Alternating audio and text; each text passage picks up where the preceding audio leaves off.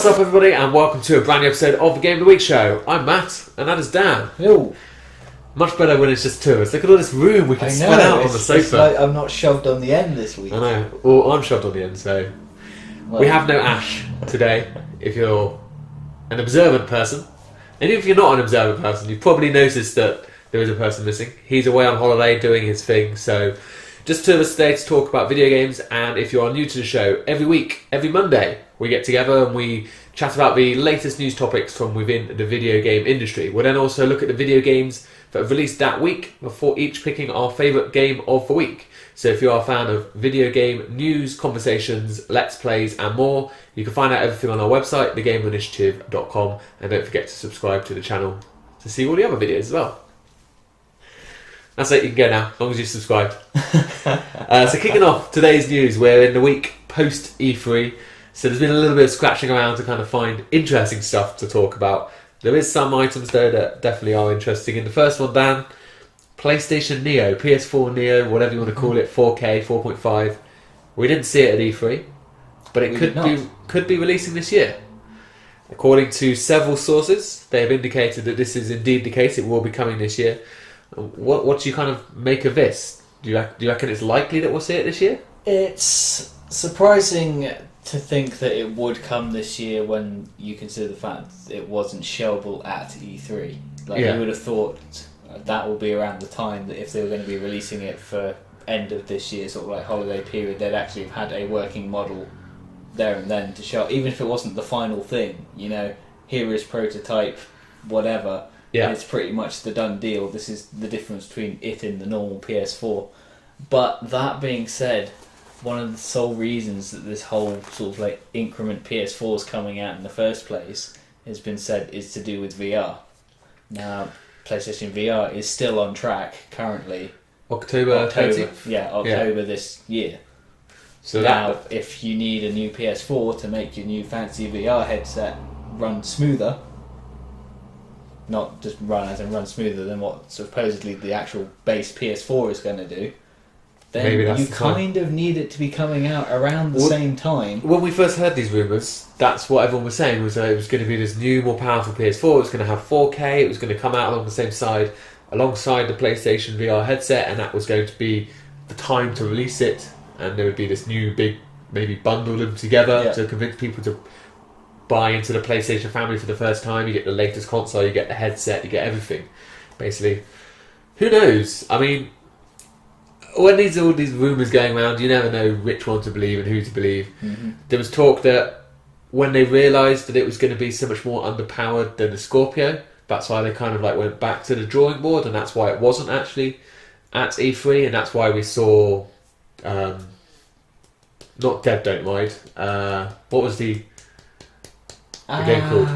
Dead Don't Mind was what it was initially called before it came out. Days Gone. That's the one from Sandy Bend. We saw it at the top of the show, and then we saw it at the end of the show.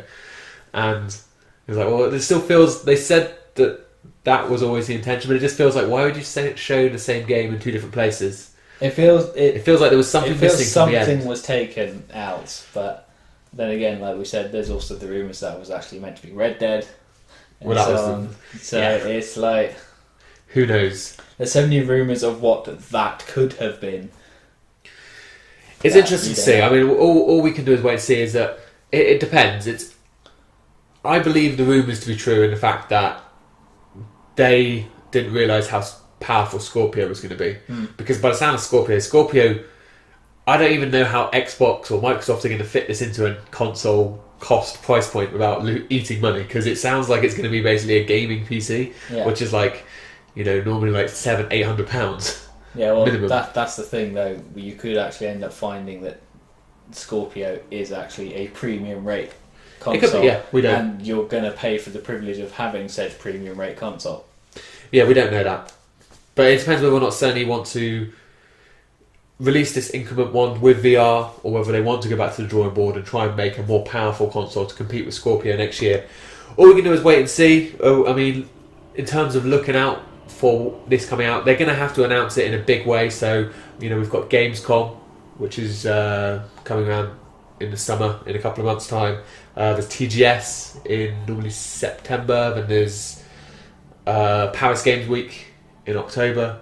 That's probably a little bit late. They might even hold their own special event for it. It's not going to be PSX, obviously, because that's December. That's way too late if it's going to be definitely too late for this year. So we shall see. I would have thought October would be too late as well if they're bringing it out for VR. If it's coming out in October, I think absolute latest has got to be Gamescom in August. That's the absolute latest. You need to give people time to suddenly find room in their budget. Especially if they're already budgeting for the headset, which is £400, so get another £400. Yeah, it's a lot of money. Either way, whenever it comes out, whatever it is, I will buy it. Yeah. So I don't care. Sony, your marketing team doesn't need to waste any money to convince me to buy one. So maybe Dan though.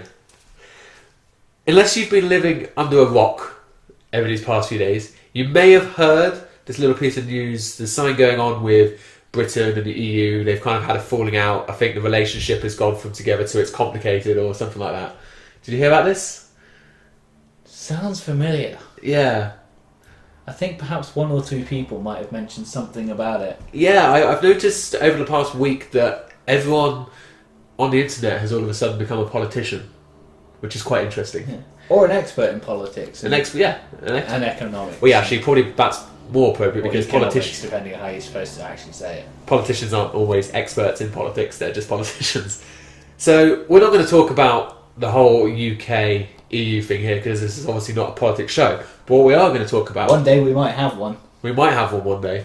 That will be not a great show. No, that will be when the channel dies. Yeah.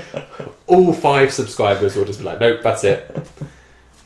But no, this is obviously... People are talking about how this is going to affect everything. What we're going to focus on is how's this going to affect the gaming industry? Is it going to affect the gaming industry at all? So right now, there are over 2,000 companies in the UK in the video game industry. They offer probably 18,000 to 20,000 jobs. And the reason why this might affect the video game division in the UK is that currently they get benefits from from the EU, like in terms of like kind of tax subsidies and stuff like that. Mm-hmm. So obviously there are incentives. They also employ various people from the EU because the EU people can just walk into the UK and get a job, which is fine. And obviously it's also it is an area that relies very heavily on exports in the fact that they sell their game to not just people in the UK but all around Europe and all around the world. Mm-hmm. So without these trade things in place and also the possibility of right to work and all that and possibly the loss of tax could have a big effect. Do you think it will really have any effect?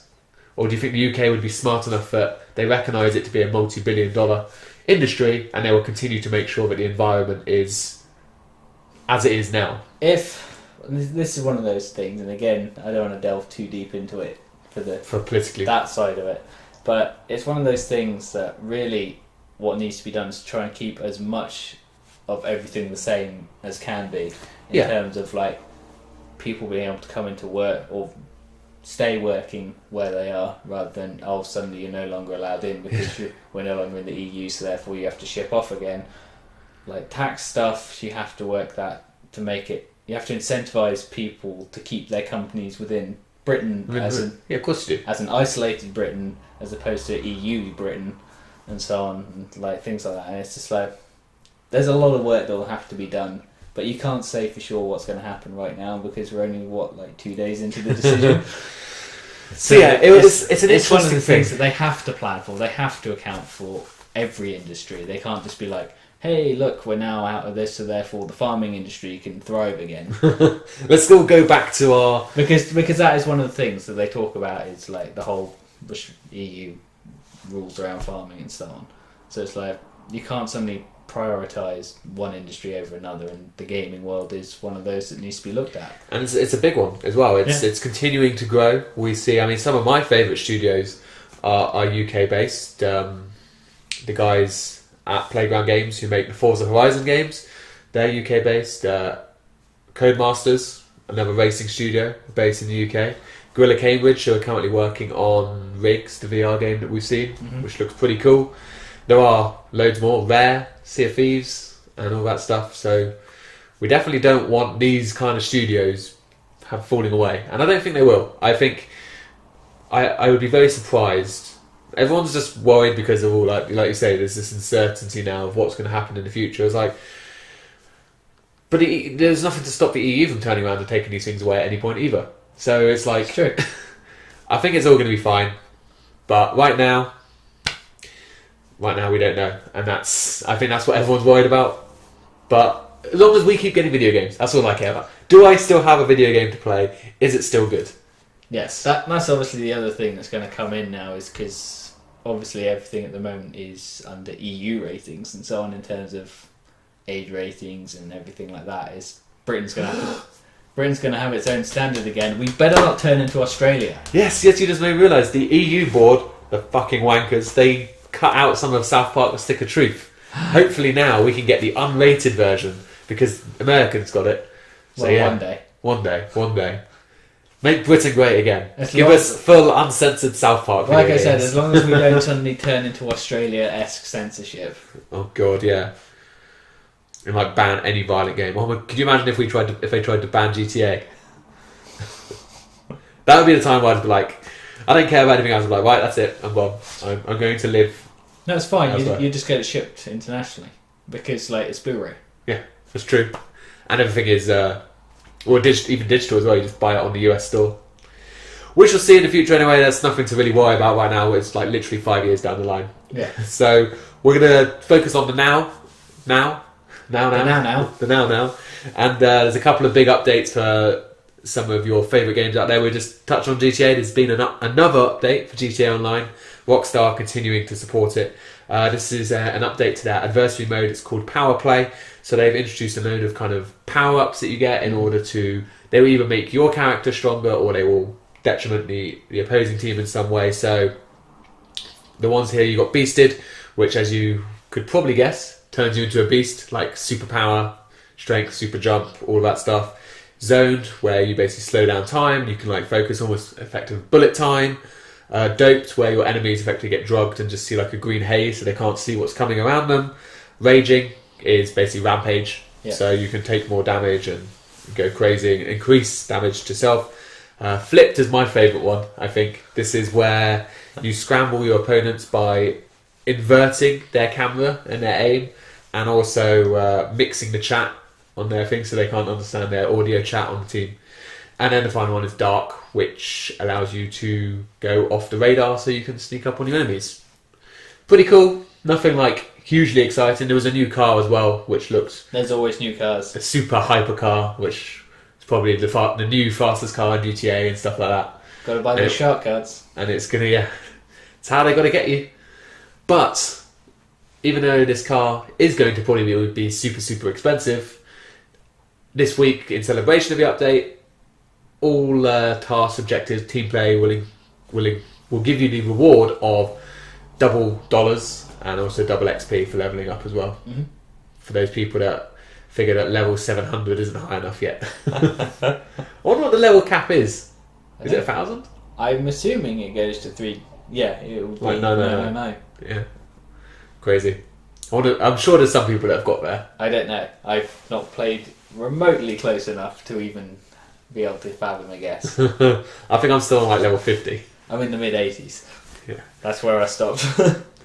So are you excited for this? It's going to make you go back? I know we keep talking about going back and playing it, but then the reality is we never do. We do need to go back and play it again at some point, but that in itself is probably not enough.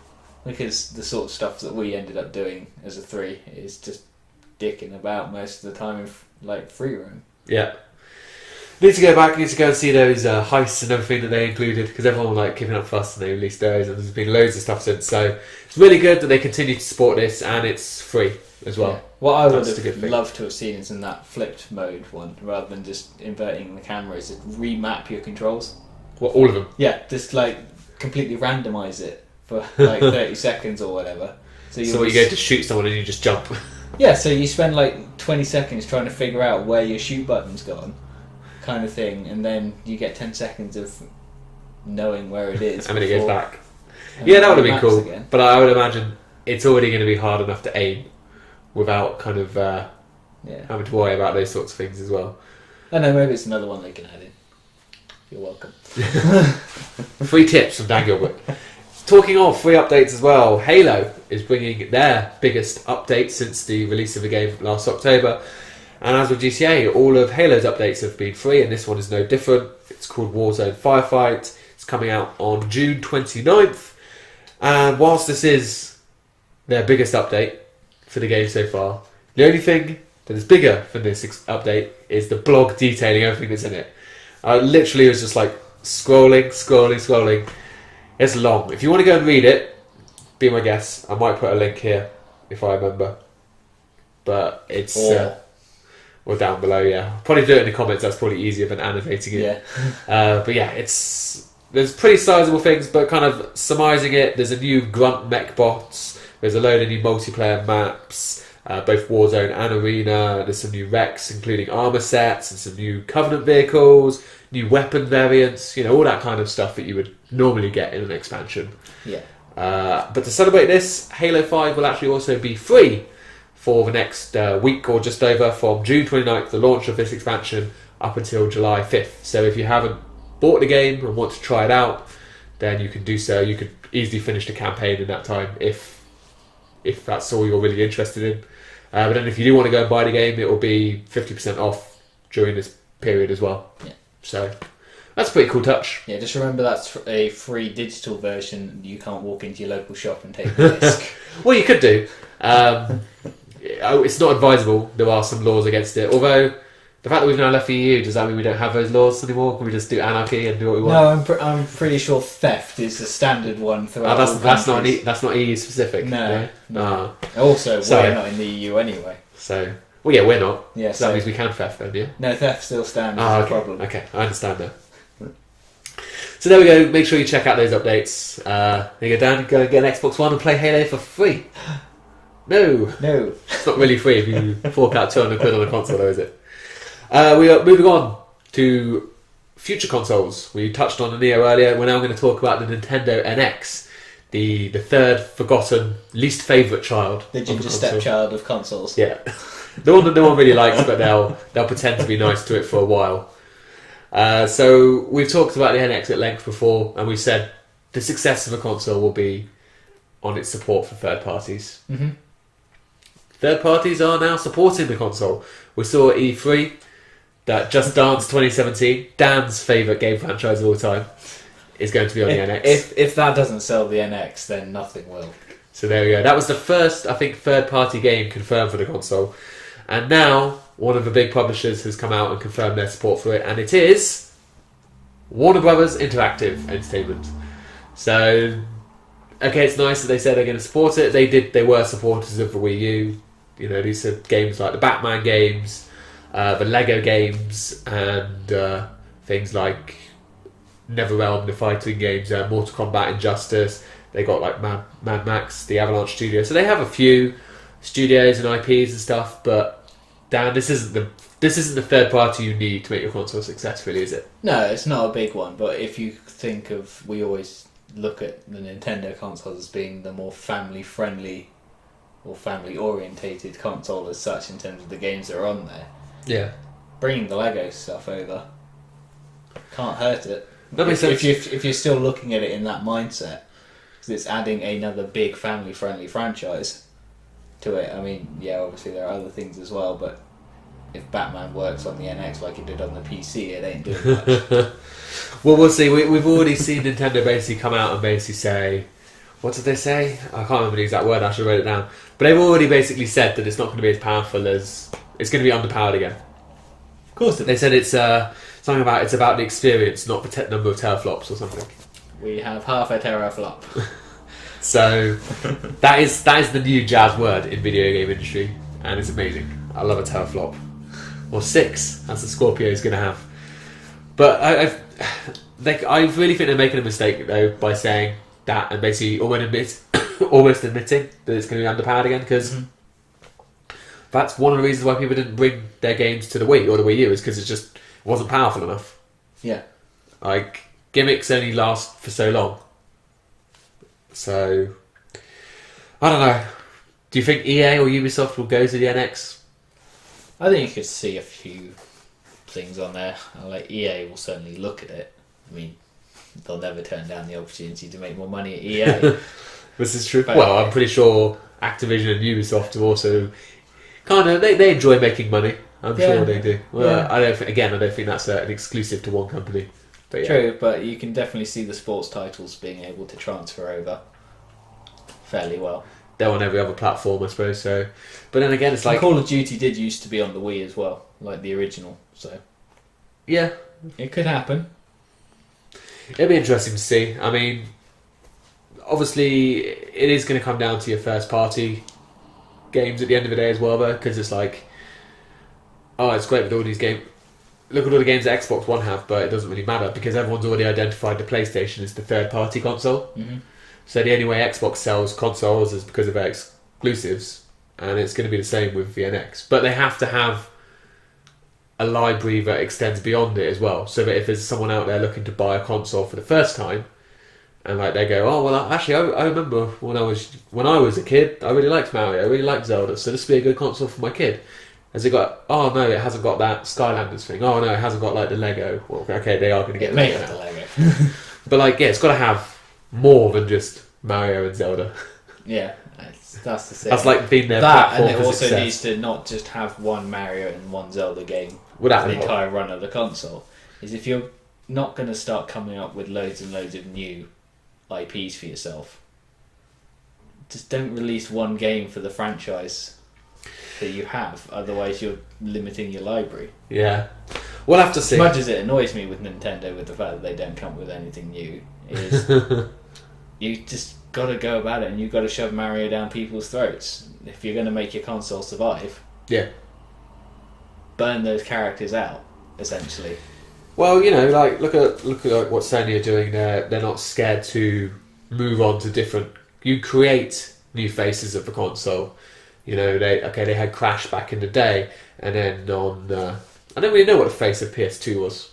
Everything was the face of PS2, I think. PS3, obviously, very much Nathan Drake was the face of that console. Yeah. But they're not going to really be relying on him going forward because obviously Naughty Dog have pretty much said it's the end of Nathan Drake.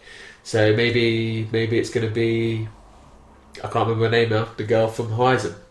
Aloy, yeah, that's the one, thank you.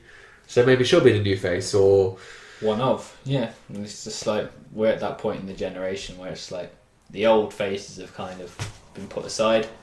It's up to the next lot to step forward and prove to be some decent games, hopefully. We shall see. The final news item we're going to have a quick look at today features one of our most anticipated games of 2016 and a lot of people's anticipated game, No Man's Sky. So we do know that it is coming out in just over a month's time, on August the 12th. But what we didn't know until recently was actually there was a big legal battle going on whether or not it was allowed to be called No Man's Sky. So Sean Murray took to Twitter last week and basically said that 3 years of secret, stupid, legal nonsense is finally over after they had to settle with Sky, British Sky Broadcasting, BSkyB, every use of the name because it had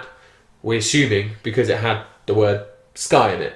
You know, and he says that he's now learnt more about trademark law than any sane man should do. So, is this not the stupidest legal battle ever? I mean, obviously it wasn't No Man's Sky or Hello Games' fault. It's obviously BSkyB, but it's like 3 years. That's an awfully long time. That's ridiculous. It's not like the alternative working title to the game was No Man's Satellite Broadcasting Company. Exactly. It's So like it's referring to the sky as in the thing up there.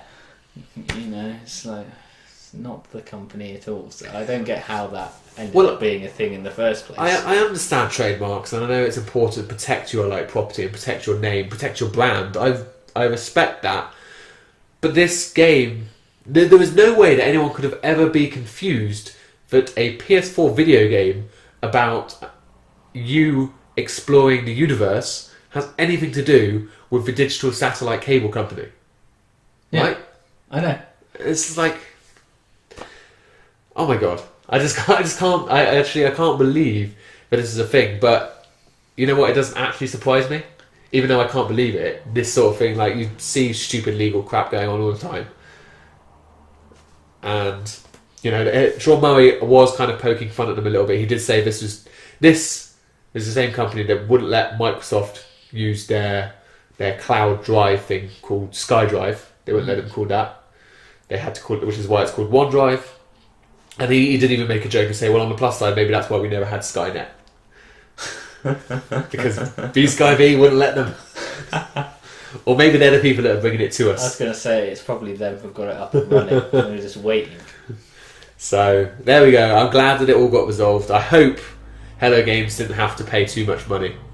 I don't know. I really hope so. All this does, in my mind, all this is just, we're never going to learn details about it because it's probably NDAs that are signed about the details of because it was settled out of court. Yeah. But this just paints BSkyB into a bad light in my mind. It's just they're already assholes for reasons that I won't go into. But like, it's like I said to you off camera before, just thinking of another thing with Sky in the title, and it's like there's the film Sky Captain in the World of Tomorrow. Did they have to do some legal wrangling to be able to use that title in the UK? Were they thinking that the captain of BSkyB was somehow involved? He probably was. Maybe they got given an executive producer role. Maybe that was the settlement claim or something. Did you watch all the credits? Of course I did. There you go. I didn't watch the film. So there we go. Happy to see that, and I'm really looking forward to that game when it comes out in, like I said, about 5-6 weeks' time. And we'll be sure to be bringing you plenty of coverage of it. Although, with a slight caveat, we will not be completing the game. No. We'll, however, bring you a Let's Play as we get lost. Yes. Moving on to this week's games for this week. The summertime is not always the best time to release games. We've talked about that before, and it kind of shows with the list of games we have this week. Nothing hugely exciting. Probably the biggest game, the most anticipated game this week was Mighty Number 9, the long-awaited Kickstarter project from Inafune, supposed to be the spiritual successor to Mega Man. It sucks. Apparently. Pretty much, yeah. Most of the video, not quite that it sucks, but everyone is just like, eh. It's like 5s, 6s. It's just very much, it's a game. But, we've talked about this before. Like, there's so many platformers out there. Yeah. You need to do something to make it special. And apparently this does nothing. And the worst thing about it was, Inafune came out and he basically said that, like, all the shortfalls of the games are his problems and stuff. But I don't know if this was a lost in translation thing. I think it is. Yeah. Because if he meant it how... And it's obviously a cultural difference as well. Because if he meant it how we as British mean it, or even Americans, then it's a very horrible thing. He said, it's better than nothing. Which is basically as if to say, like, fuck you and shut up. That's basically what you say when you say that. As if, like, well, be grateful for what you've got. Yeah. It's like, well... At least it's something. Yeah, it is, but... No, but as in, like, it comes across as that same sort of thing. It's basically when you're... It's worth saying that as well when it was the community's money that made this game possible as well. Yeah, but that's my point. It's like we're reading it or we're hearing that in the Western tone. Yeah. Whereas I don't think that's exactly what he meant. I don't think so either.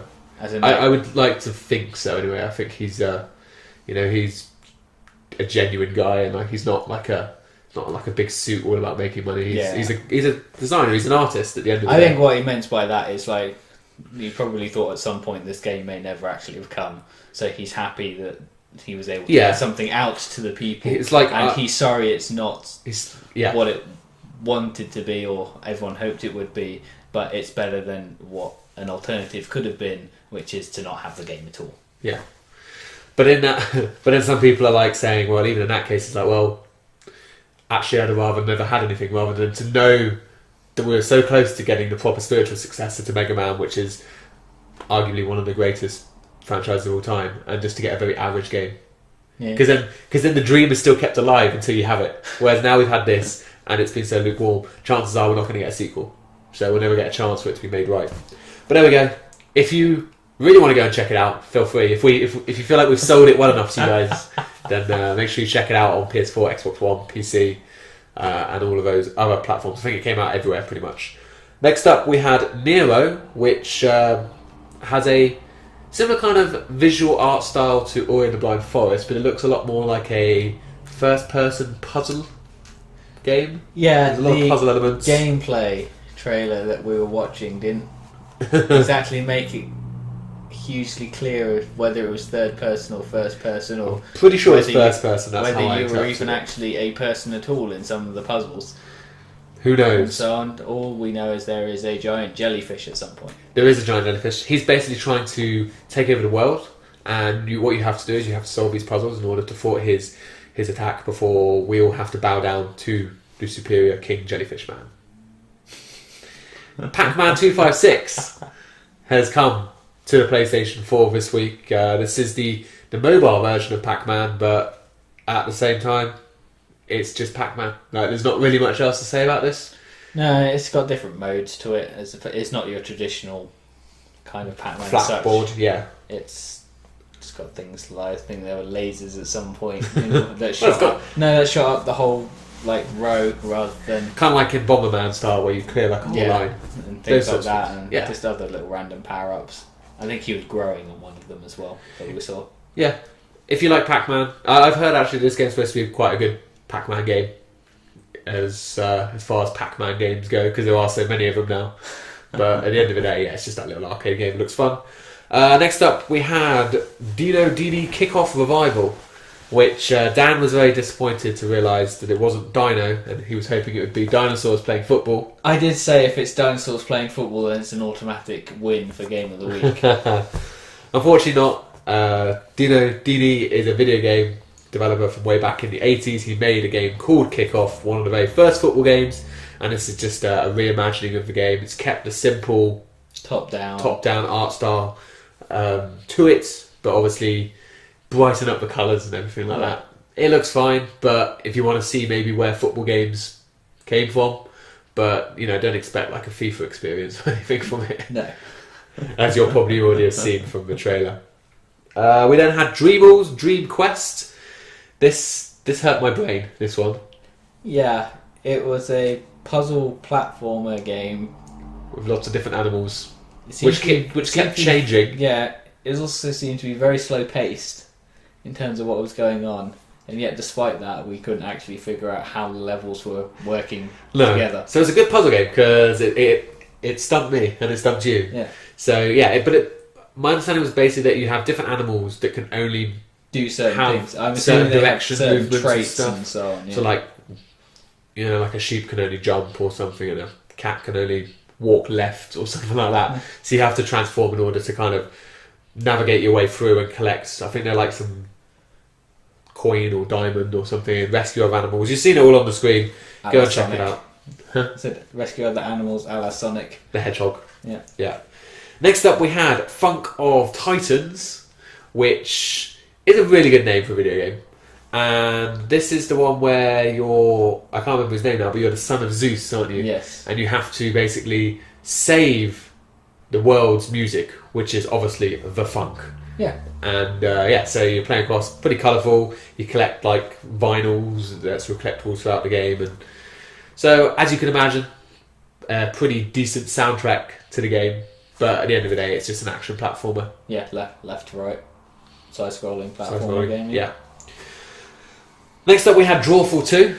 These games are always fun from a Jackbox collection. Don't know. We should do a Let's Play of them someday. We should. We need to get more. I think we need to get more people. I think it's better than like a party of maybe 6 or 7. Yeah, you really need 6 or so, or plus.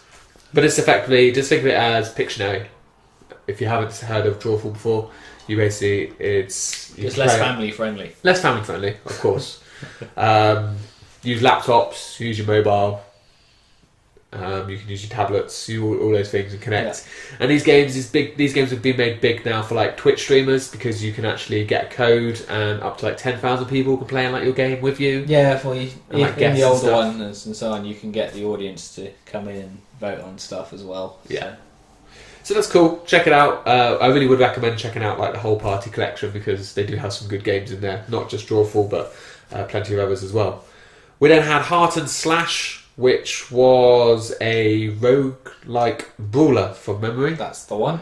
Yeah, so you see it there, kind of like you're taking on like this army of robots. It looks. You are also a robot, if I remember. But you're the good robot. You're taking on the evil robots. Yeah, of course. It's always good versus evil.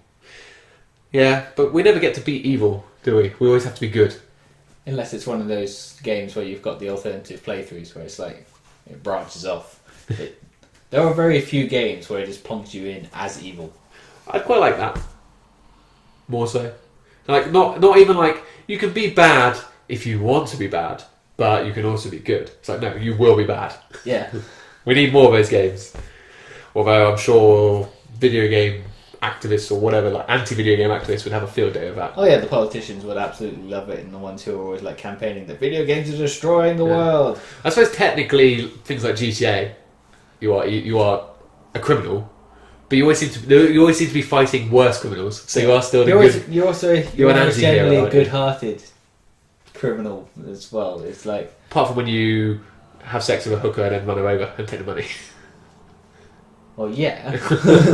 And like Trevor, wasn't really much good in Trevor. There's still some random bits though. That's the thing. Yeah, It's yeah. like even the worst of the GTA characters that you might have played are still coming from some weird sense of morality Yeah, that's true. compared to who you're against. Someone who definitely is fighting for good is this weird red dinosaur dude, but not a dinosaur, in Super Blast Deluxe, which has way too many power words in its title.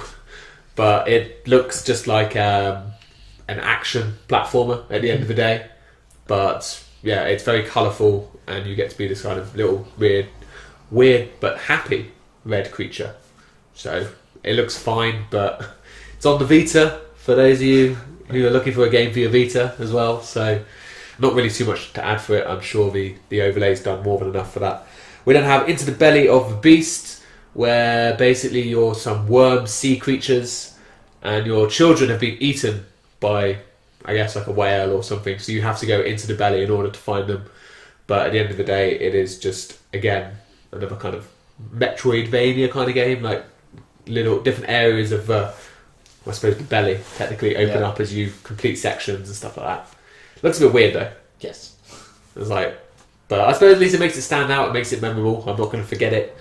So that's there as well. And then one more game we've got Monochroma, which it's not a new game, but it has finally come to the Xbox One. This kind of like reminded me a little bit of like Limbo. Yeah, it was like a obviously noir, the black and white noir-esque. Yeah, and puzzle platforming, scrolling. It looked pretty cool, actually. I have to say I was quite impressed by it. I don't know how good it is because, like I said, it's 2 years old and I don't recognise the name, personally. I feel like I recognise the name, but I don't recognise it like I recognise a Limbo. It's like, oh yeah, I know exactly what Limbo is. Yeah, I'm very much in the same position of like, when I saw the title, it's like, that seems familiar. But it's not the same way of Limbo where you can place it and go, yes. Exactly, yeah. There was one more game that was called Land It, but it's just a mobile game where you land planes, but it's come to the Xbox One, and I think it's, on a controller, it's probably a terrible interface to do it, especially as you get more and more planes, so we didn't really want to talk about that. But you've now seen a 5-second clip, so there you go. Bonus! What's your pick of the week then, Dan? It's not a great week. It's not a great week at all, to be honest. And I think, based off that, it would probably have to be Kickoff Revival. Just to go back and play football games as they once were. Because it reminds me very much of the early FIFAs and so on that I had on the Sega. Yeah. Fair enough. It's a good little game. Like I said, it's a good trip down memory lane. I think my pick would probably be Monochroma. That's the one that intrigues me. Nero might intrigue me if I actually knew what the hell was going on. I like the art style. But Monochroma is definitely a game I could get into. Obviously, Limbo's a great game. If this is even half as good as Limbo, then I'd be pretty happy with it. But yeah, it was supposed to be Mighty Number 9, but obviously that didn't happen. And that's it for this week. Like I said, it was not the most blockbuster week in terms of game releases or video game news. Obviously, everyone threw all of their eggs out at E3. Well, yeah, so this is very much the week where everyone's going, news? Right now, the big thing in the industry to read is all previews because everyone is reacting to the games they played at E3. Yeah. Now, obviously, we didn't go to E3 because we weren't invited, by the way, which I think was absolutely despicable that an organisation of our stature with over 80 subscribers didn't get invited to the game show. Do you think next year we should try and apply? We could apply. And just see if we can get in on press badges. We could apply. It's quite expensive to go there, because it's in LA. So if we plan for it. one step at a time. I think first things first, we should go to EGX, which is in Birmingham in September. Yeah. It's like basically European Gaming Expo. So maybe we'll go there. But yeah, next year we'll be at E3 for our 3-year anniversary. Yeah. So yeah. Our 3 at E3. Exactly. Yeah. The 3 of us on our 3rd anniversary at E3. I'll write an email to them and be like, yeah, can we have them, please? Can you cover our flights as well from Guernsey? I know we'll pay to get to the UK. You just need to pay for the Atlantic flights and accommodation and food. Why not? Anyway, so that's it for this week. Let us know down below what you think. Are you excited to see Neo launch this year, or do you think it's even going to come this year? And if you're still playing GTA or Halo, let us know how the updates are, if they're any good. And if you've played Mighty Number 9, were you just as disappointed as all the critics were? But for now, Dan, thank you for joining me as always. Cheers, mate. And everyone out there, thanks for watching. We will see you all next time.